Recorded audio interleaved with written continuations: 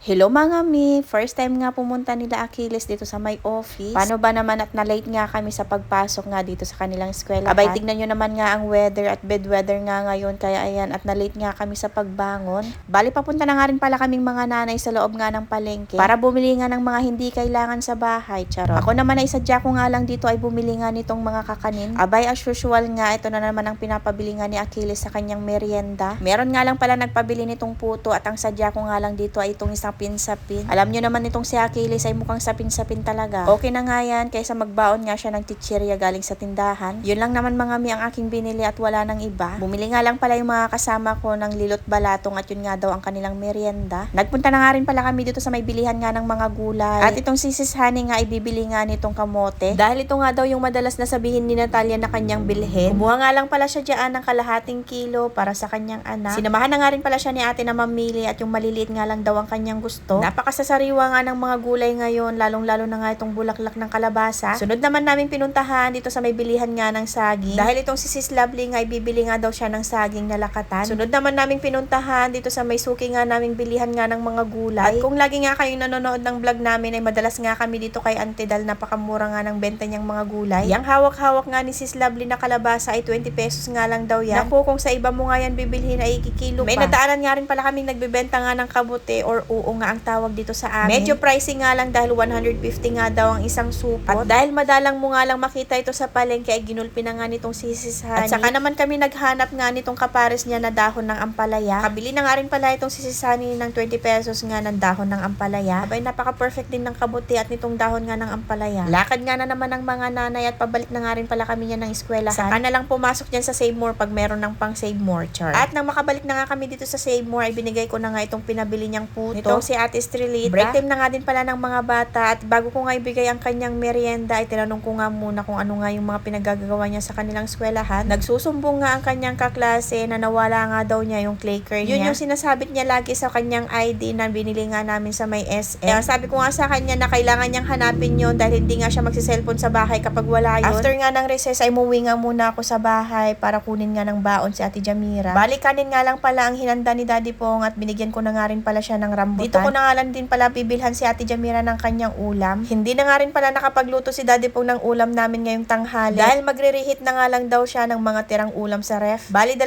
pirasong fried chicken nga ang binili ko para kay Ate Jamira. Sakto namang uwian na nga din pala nila Achilles. Ayan, at may nagawa nga na naman itong si Achilles na kalokohan at nagsusumbong nga na naman itong si Natalia. Bali, silang dalawa nga pala ang magkatabi sa kanilang classroom kaya ayan, at alam nga talaga ni Natalia lahat ng ginagawa ni Achilles. Yun lang mga mi for today's mini vlog. Thank you for watching. God bless. Bye-bye.